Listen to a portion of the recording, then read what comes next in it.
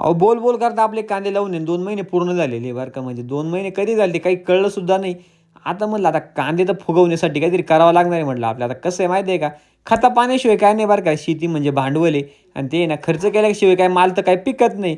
त्यामुळं आपण आज कांद्यासाठी ना खत टाकणार आहे. म्हणजे आपण डायरेक्ट तिसरा डोस टाकू राहिलो आपल्या कांद्याच्या पिकासाठी. याच्या अगोदर आपण 2 डोस टाकलेले. आज आपले कांदे ना 2 महिन्याचे झाले आणि आपण आज याला 14-14 हे खत टाकू राहिलोय. तर मग आहे ना 14-14 खत आहे ना, कसं आहे माहिती आहे का, फुगवणीसाठी एकदम चांगलं आहे बरं का. म्हणजे आपल्याला रिझल्ट आलेला आहे याच्या अगोदर एकदा. त्यामुळं आपण हे खत वापरतोय. म्हणजे आपण तर काही जाहिरात वगैरे कोणची करत नाही, पण मी जे काही टाकतो ते तुम्हाला सांगतोय. तर आपण ह्या प्लॉटला ना खत टाकून पाठीमागं पाणी चालू करणार आहोत आणि आपण जो सगळ्यात शेवट प्लॉट लावला आणि तिथं पाणी भरायचं होतं बरं का आपलं. म्हणजे तिकडं पण पाणी चालू आहे आणि ती डायरेक्ट 4 मोटरी चालतात बरं का. म्हणजे 2-2 मोटरी 2 पाळीवर लावून द्यायच्या आणि पाणी पण आहे ना एकदम फास्टमध्ये म्हणजे पटकन भरणं होऊन जातं.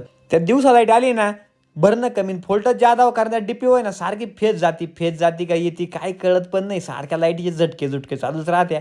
ते भरणं उरकत नाही त्यामुळं आपण आहे ना रातचंच भरणं काढून घेतो बरं का. आता आपला चालला बरं का प्लॅन विरुड एक सोलर सिस्टम बसवायचा.